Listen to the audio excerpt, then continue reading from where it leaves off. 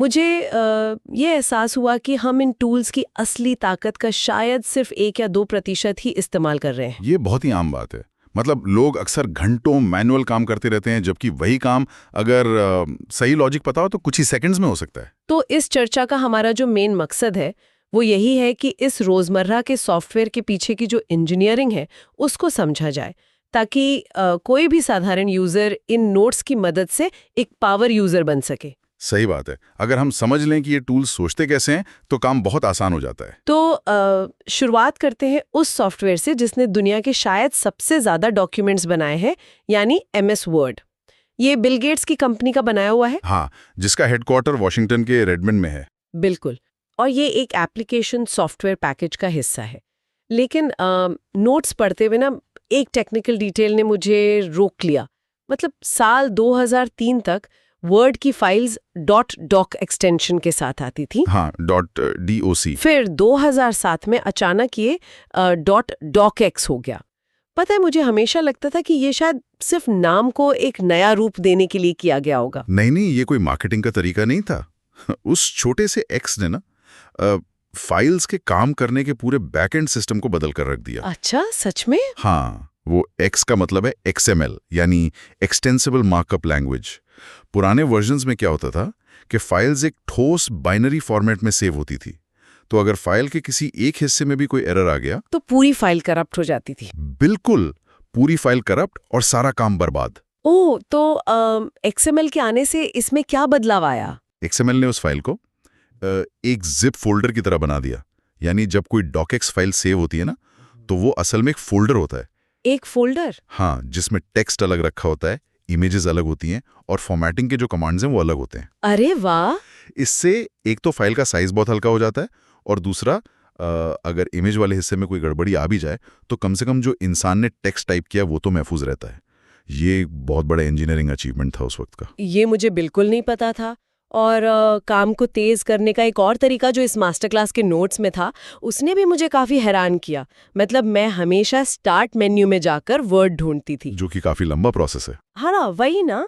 लेकिन एक power user mouse का इस्तेमाल कम करता है। इसमें बताया गया है कि बस कीबोर्ड पर विंडोज और R एक साथ दबाना है, जिससे रन डायलॉग बॉक्स खुलेगा और वहां विन वर्ड टाइप करके एंटर करना है। WINWORD, और पलक झपकते ही प्रोग्राम स्क्रीन पर हाजिर। बिल्कुल।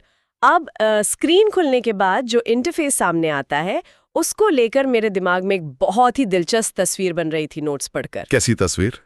मुझे लगा जैसे ये इंटरफेस ना एक रेस्टोरेंट के किचन की तरह है।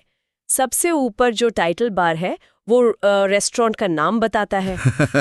अच्छा एनालॉजी है। फिर जो रिबन है वो एक बड़ी सी शेल्फ है जहां सारे मसाले और बर्तन, यानी हमारी सारी कमांड्स रखी हैं।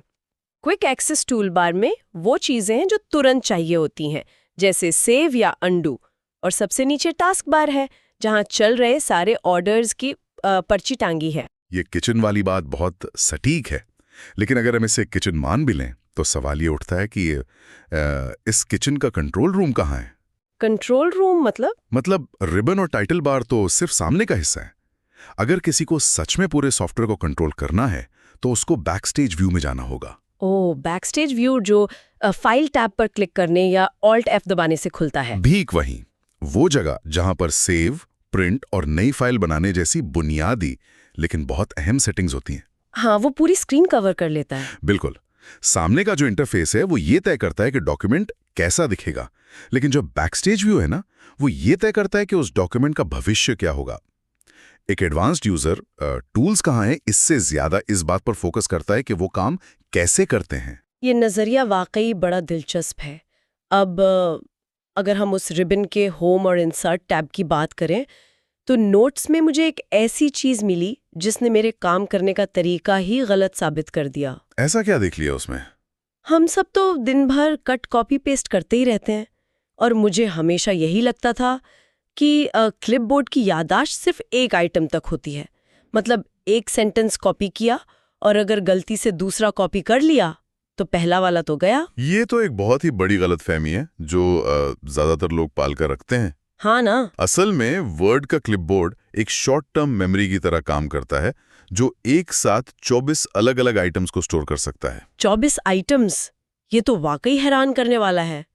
यानी अगर किसी लंबी सी रिपोर्ट से 10 अलग-अलग पैराग्राफ निकालने हैं तो बार-बार स्क्रीन बदलने की जरूरत ही नहीं है। बिल्कुल नहीं, बस एक बार में उन 10 पैराग्राफ को सेलेक्ट करके कॉपी करते जाइए। और फिर नई डॉक्यूमेंट में जाकर क्लिपबोर्ड हिस्ट्री खोलकर एक-एक करके पेस्ट कर लीजिए। सही पकड़ा। इसका सबसे बड़ा फायदा ये है कि ये एकाग्रता को टूटने से बताता है।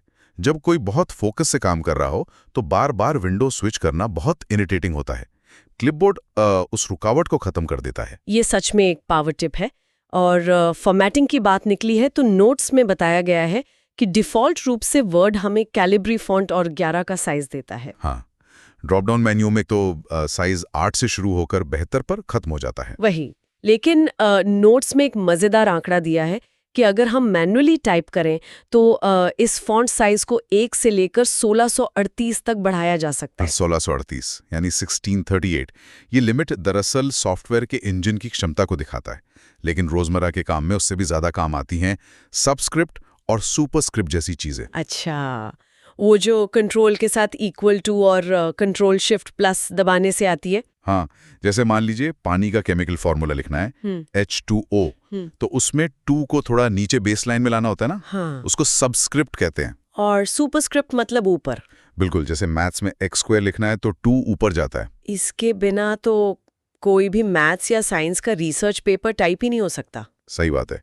एक और विजुअल चीज जो मुझे पर्सनली बड़ी पसंद आई वो है ड्रॉप कैप। वो आपने अखबारों में देखा होगा ना, किसी लेख का जो पहला अक्षर होता है वो बहुत बड़ा होता है और कई लाइनों को घेर लेता है। हाँ हाँ, ड्रॉप कैप। वर्ड में डिफॉल्ट तरीके से ये 3 लाइनों को कवर करता है और इसको कम से कम 1 और ज्यादा से ज्यादा 10 लाइनों तक बढ़ाया जा सकता है। लेकिन मैं ये सोच रही थी कि इसका असली मकसद क्या है। मतलब क्या ये सिर्फ पन्ने को सुंदर बनाने के लिए किया जाता है? नहीं, इसके पीछे का जो मनोविज्ञान है वो काफी गहरा है।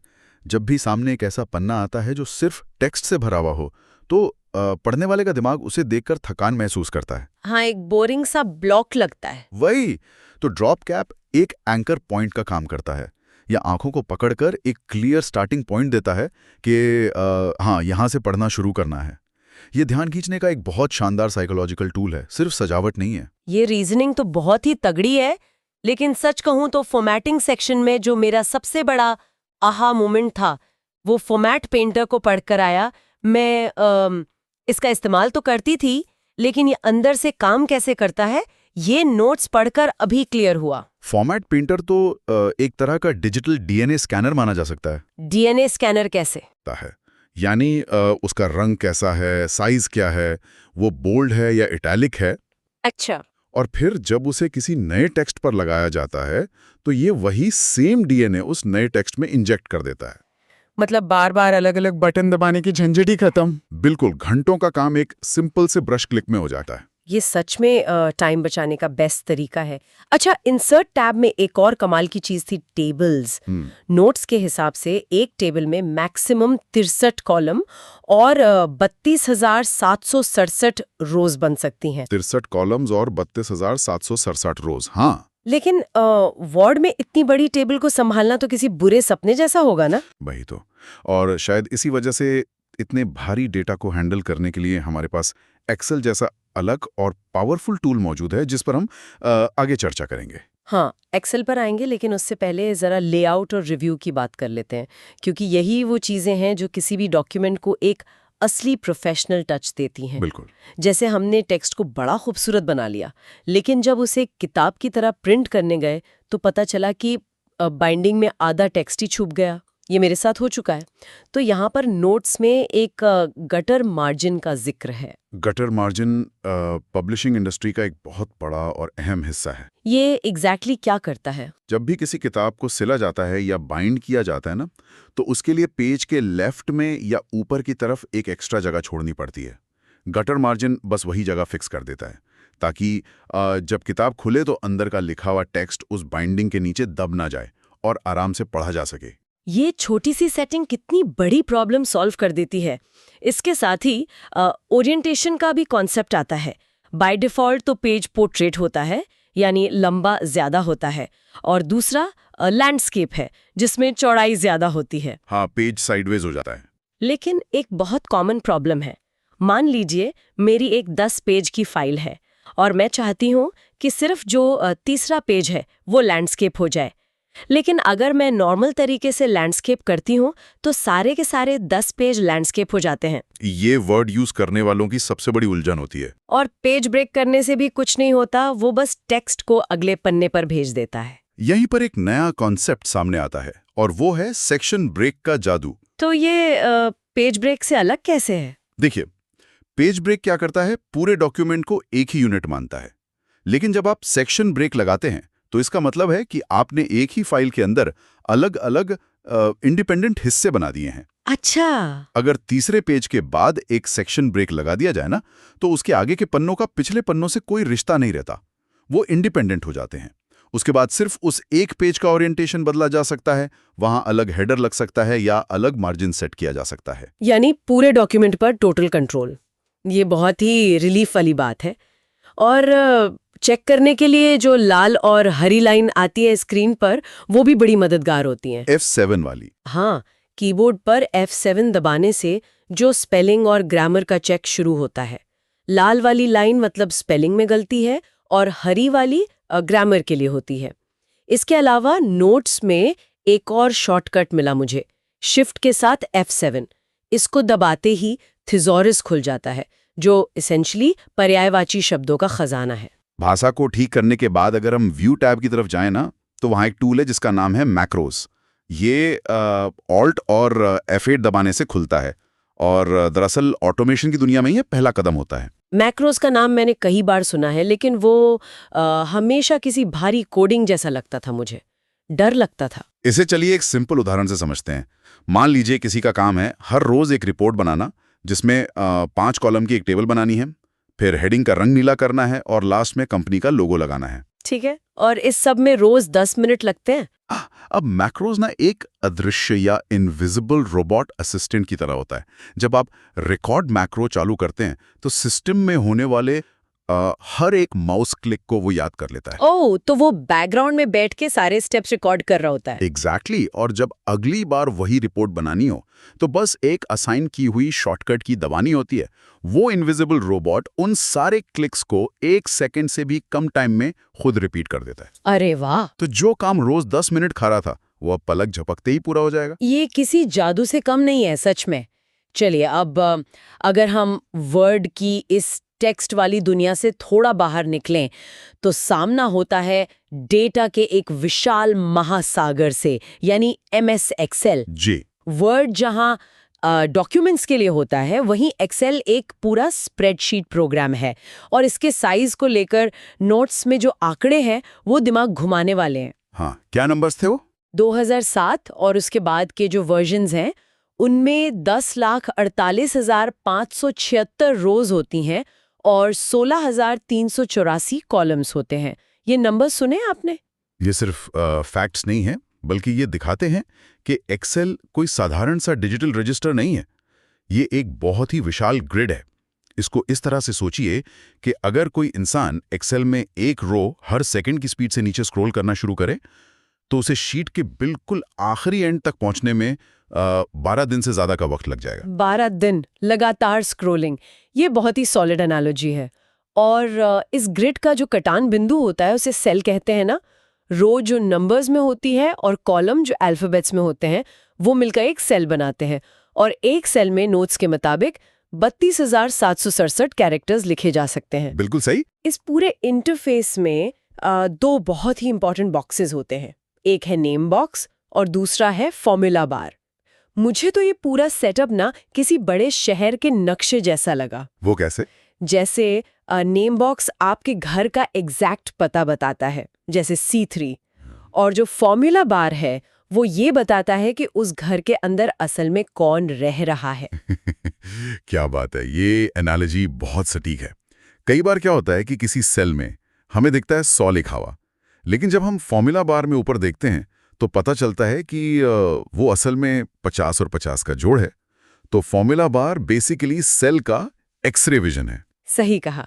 अच्छा, एक्सेल में टाइप करते वक्त एक और चीज ने मेरा ध्यान खींचा, जो नोट्स में भी हाईलाइट की गई थी, वो है इसका डिफ़ॉल्ट अलाइनमेंट। हाँ, नंबर्स और टेक्स्ट वाला। हाँ, जब भी कोई टेक्स्ट या शब्द लिखा जाता है ना, तो वो ऑटोमेटिकली सेल में लेफ्ट साइड यानी बाई तरफ चिपक जाता है।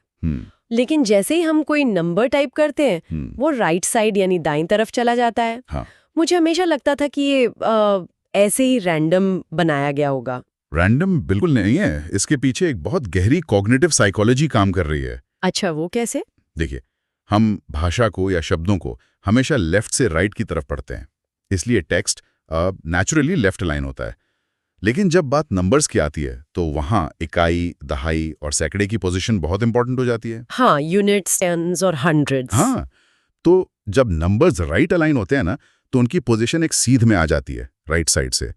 इससे हमारा दिमाग बिना किसी एक्स्ट्रा मेहनत के तुरंत समझ जाता है कि कौन सी संख्या बड़ी और कौन सी छोटी। ये डिज़ाइन सबकॉन्शियसली हमारी रीडिंग स्पीड और एक्यूरेसी को बढ़ाता है। वाओ, ये कितनी छोटी बट इतनी लॉजिकल बात है। चलिए अब एक्सेल की जो सबसे बड़ी ताकत है उस पर आते हैं, यानी सेल एड्रेसिंग और उसके फॉर्मूलाज। नोट्स में एड्रेसिंग 3 तरह की बताई गई हैं, रिलेटिव, एब्सोल्यूट और मिक्स्ड। जी। अब रिलेटिव एड्रेसिंग को पढ़कर मेरे दिमाग में एक बहुत मजेदार ख्याल आया। ये ना उन रिश्तेदारों की तरह होती हैं जो आपकी हैसियत बदलते ही खुद भी बदल जाते हैं। मतलब अगर किसी फॉर्मूला को एक सेल से कॉपी करके दूसरी जगह पेस्ट किया, तो उसका जो सेल रेफरेंस है वो भी अपनी नई जगह के हिसाब से अपने आप बदल जाता है। बिल्कुल, और आमतौर पर जब हम नॉर्मल कैलकुलेशंस करते हैं तो हमें इसकी ही ज़रूरत होती है ताकि सीक्वेंस बना रहे। लेकिन जब डेटा शीट बहुत बड़ी हो ना, तब ये आदत भारी पड़ सकती है। और वहीं पर एंट्री होती है एब्सोल्यूट एड्रेसिंग की। एब्सोल्यूट, वही जिसमें सेल के नाम के आगे डॉलर का निशान लग जाता है, जैसे $A $1। हाँ, इस डॉलर के निशान को ना आप एक ताले या लॉक की तरह देखिए। इसे एक एग्जाम्पल से समझते हैं। मान लीजिए कंपनी की 1 लाख एम्प्लॉइज की सैलरी शीट बन रही है। ठीक है। और सबको कंपनी 5% बोनस दे रही है। अब वो जो 5% का फिगर है वो शीट के किसी एक सेल में लिखा हुआ है। अगर हमने वहां रिलेटिव एड्रेसिंग यूज की तो जब फॉर्मूला नीचे कॉपी होगा तो उस 5% वाली सेल का एड्रेस भी नीचे खिसक जाएगा और कैलकुलेशन गलत हो जाएगी। ओ, तो सारी सैलरीज गलत कैलकुलेट हो जाएंगी। एग्जैक्टली। इसलिए डॉलर का साइन लगाकर उस सेल को लॉक कर दिया जाता है ताकि फॉर्मूला चाहे लाख रोज नीचे तक कॉपी हो, वो हमेशा फिक्स उसी एक सेल से वो 5% की वैल्यू उठाए। ये सच में बड़ी गड़बड़ियों को रोकने का एक बहुत पक्का तरीका है। अच्छा, फॉर्मूले की बात हो ही रही है, तो एक्सेल का एक बड़ा सख्त नियम ये भी है कि हर फॉर्मूला हमेशा इक्वल टू यानी बराबर के निशान से शुरू होना चाहिए। हाँ, उसके बिना फॉर्मूला नहीं, बस टेक्स्ट रहता है। वही ना। हमारे सोर्सेज में कुछ बहुत दिलचस्प फॉर्मूलाज की लिस्ट भी है। जैसे एक मॉड फॉर्मूला है जो डिवाइड करने के बाद रिमाइंडर यानी शेषफल निकाल कर देता है। एक कॉन्कैटिनेट है जो 2 अलग-अलग सेल के टेक्स्ट को आपस में जोड़ देता है, जैसे फर्स्ट नेम और लास्ट नेम को मिलाना। हाँ, दोनों बहुत काम के हैं। लेकिन इनमें से जो फ्लोर और सीलिंग वाले फॉर्मूलाज थे ना, उन्होंने मुझे थोड़ा उलझा दिया। थ्योरी तो कहती है कि फ्लोर किसी नंबर को नीचे वाले मल्टीपल में राउंड करता है और सीलिंग ऊपर वाले मल्टीपल में। जी। ये मैथ्स तो समझ में आ गया, लेकिन असल जिंदगी में इसका यूज कहाँ होगा? इसे ना लॉजिस्टिक्स के एक बड़ी ही व्यवहारिक उदाहरण से समझते हैं। मान लीजिए किसी फैक्ट्री में सामान पैक किया जा रहा है और शर्त यह है कि एक डिब्बे में सिर्फ 6 पीस आएंगे। ठीक है, 6 पीस एक डिब्बे में। और आज फैक्ट्री में टोटल 28 पीस बनकर तैयार हुए हैं। अब अगर यहाँ फ्लोर फॉर्मूला का इस्तेमाल करें ना, तो वो 28 को 6 के नीचे वाले गुणज यानी 24 पर राउंड कर देगा। अच्छा, मतलब इससे ये पता चलेगा कि 4 डिब्बे पूरी तरह से भर चुके क्योंकि 4 छक्के 24 होते हैं। बिल्कुल सही। लेकिन दूसरी तरफ अगर हम सीलिंग फॉर्मूला लगाते हैं तो वो 28 को 6 के ऊपर वाले गुणज यानी 30 पर राउंड कर देगा। इसका मतलब लॉजिस्टिक्स वाले को ये पता चल जाएगा कि इन 28 पीसेस को पैक करके भेजने के लिए कम से कम 5 डिब्बों की स्पेस रखनी पड़ेगी। वाओ! इस सिंपल से कैलकुलेशन से बड़ी बड़ी कंपनियां शिपिंग और लॉजिस्टिक्स में आने वाली हजारों डॉलर के एरर्स बचा लेती हैं। ये एग्जाम्पल सुनने के बाद तो अब ये कम्प्लीटली शीशे की तरह साफ हो गया। इसके अलावा काउंटिंग के लिए भी एक पूरी काउंट सीरीज है। जैसे एक काउंट है जो सिर्फ उन्हीं सेल्स को गिनता है जिनमें नंबर्स लिखे हों। फिर काउंटा है जो खाली सेल को छोड़कर बाकी सब कुछ गिन लेता है, चाहे उसमें टेक्स्ट हो या सिंबल। और एक काउंट ब्लैंक है जो सिर्फ खाली पड़ी हुई सेल्स की गिनती करता है। बिल्कुल।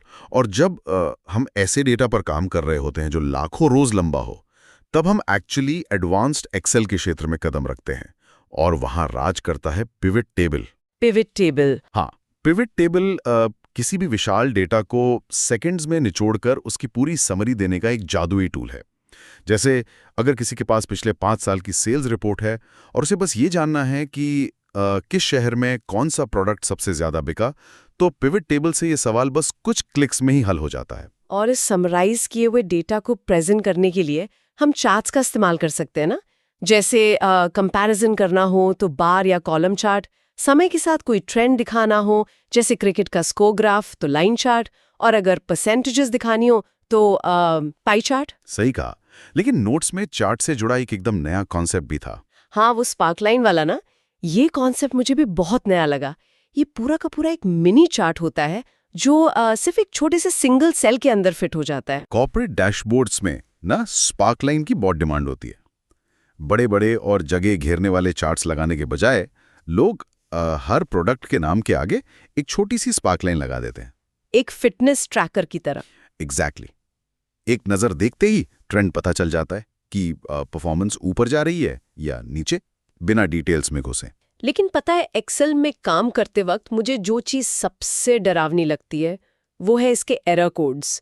जब स्क्रीन पर अचानक से #div/0 या #name या #value लिखा आ जाता है ना, तो लगता है जैसे सॉफ्टवेयर चिल्ला रहा है और डांट रहा है। आम यूजर को ये डांट लग सकती है, लेकिन अगर एक पावर यूजर के नजरिए से देखें तो ये एरर्स कोई डांट नहीं है, बल्कि ये बहुत ही सटीक डायग्नोस्टिक टूल्स हैं। डायग्नोस्टिक टूल्स कैसे? जैसे अगर #div/0 आता है तो एक्सेल तुरंत बता रहा है कि आपने किसी फॉर्मूला में गलती से 0 या किसी खाली सेल से डिवाइड करने की कोशिश की है। अगर #value लिखा आया, मतलब किसी ऐसी जगह कैलकुलेशन हो रही है जहां एक टेक्स्ट और एक नंबर को जोड़ने की कोशिश चल रही है। ओह, तो वो एग्जैक्टली प्रॉब्लम पॉइंट आउट कर रहा है। बिल्कुल। सोचिए अगर इन सब की जगह एक्सेल हर बार सिर्फ एरर लिख दे तो उन 10 लाख रोज में गलती कहाँ हुई है ये ढूंढना तो ऑलमोस्ट नामुमकिन हो जाएगा ना। ये नजरिया मिलने के बाद तो सच में एक्सेल का डर पूरी तरह खत्म हो सकता है। और जब डर खत्म होता है तब हम उस टूल से भविष्यवाणियां करने लायक बनते हैं। एडवांस्ड एक्सेल में एक ऐसा ही टूल है जिसका नाम है what if analysis. What if analysis businesses के लिए किसी गेम चेंजर से कम नहीं है। इसको इस तरह सोचिए, कोई व्यापारी ये देखना चाहता है कि अगर अगले महीने कच्चे माल की कीमत 5% बढ़ गई तो साल के अंत में मेरे मुनाफे पर इसका एग्जैक्टली क्या असर पड़ेगा। तो व्हाट इफ एनालिसिस फ्यूचर के सिनेरियो का मैथमेटिकल कैलकुलेशन करके दे देगा, तुरंत दे देगा। और इसी वजह से ये सिर्फ एक स्प्रेडशीट टूल से आगे बढ़कर रियल बिजनेस डिसीजन मेकिंग का एक बहुत अहम हिस्सा बन जाता है। तो इस पूरी चर्चा का अगर हम निचोड़ निकालें तो बात कहाँ पहुँचती है? हमने शुरुआत की थी वर्ड की उस विनवर्ड वाली कमांड से, फिर हमने देखा कि कैसे docx के पीछे XML का बड़ा हाथ है, क्लिपबोर्ड की 24 चीजें याद रखने वाली शॉर्ट टर्म मेमोरी को समझा, और सेक्शन ब्रेक कैसे डॉक्यूमेंट को कंट्रोल करता है ये भी जाना। और उसके बाद हम एक्सेल में गए जहां डिफॉल्ट अलाइनमेंट की साइकोलॉजी से लेकर एब्सोल्यूट एड्रेसिंग के डॉलर लॉक और स्पार्क लाइंस तक हर चीज पर हमने चर्चा की। इन सब के पीछे एक बहुत गहरी इंजीनियरिंग और इंसानी काम को आसान बनाने का पूरा विज्ञान छुपा हुआ है। लेकिन इस चर्चा को खत्म करने से पहले सुनने वालों के लिए एक ऐसा विचार छोड़कर जाना बहुत जरूरी है जो इन सारी टेक्निकल बातों से थोड़ा आगे की तरफ देखता है। आज हमने वर्ड के मैक्रो समझे और एक्सेल के अलग अलग फॉर्मूलाज की बात की। बिल्कुल। लेकिन हम एक ऐसे दौर में जी रहे हैं जहां अब आर्टिफिशियल इंटेलिजेंस यानी AI ऐसी ताकतों के साथ आ गया है कि वो इन स्प्रेडशीट्स और डॉक्यूमेंट्स को खुद जनरेट करने लगा है। हाँ, जेनरेटिव AI के जरिए। वही तो सबसे बड़ा सवाल या सोचने वाली बात यह है कि क्या आने वाले भविष्य में हमें इन शॉर्टकट्स, मैक्रोज और फॉर्मूलाज को याद रखने की जरूरत भी पड़ेगी? ये वाकई सोचने वाली बात है। या फिर ऐसा होगा कि इन टूल्स के पीछे का जो लॉजिक है, जैसे एब्सोल्यूट एड्रेसिंग कहाँ लगानी है या व्हाट इफ एनालिसिस के सिनेरियोज कैसे डिजाइन करने हैं, ये जो इंसानी सोचने और समझने की क्षमताएं हैं, ये इन मशीनों के दौर में शायद पहले से भी कहीं ज्यादा मूल्यवान हो जाएंगी। ये बहुत ही प्रैक्टिकल और प्रासंगिक सवाल है, क्योंकि देखिए टूल्स और सॉफ्टवेयर तो वक्त के साथ हमेशा बदलते रहेंगे, लेकिन उन टूल्स को सही दिशा देना और उनसे बिजनेस लॉजिक निकालना ये हमेशा इंसान के ही हाथ में रहेगा। सही बात है। तो अगली बार जब भी आप लोग कोई नई एक्सेल शीट या वर्ड डॉक्यूमेंट खोलें तो इस बात को ज़रूर याद रखें कि वो सिर्फ एक साधारण सा पन्ना नहीं है, वो एक बहुत ही ताकतवर कंट्रोल रूम है जो बस आपकी सही कमांड का इंतज़ार कर रहा है। अब वक्त आ गया है कि इन स्रोतों की गहराई को खुद आजमाया जाए और एक पावर यूज़र बनकर अपने काम को नेक्स्ट लेवल पर ले जाया जाए। मुलाकात होगी ऐसी ही किसी अगली पड़ताल में।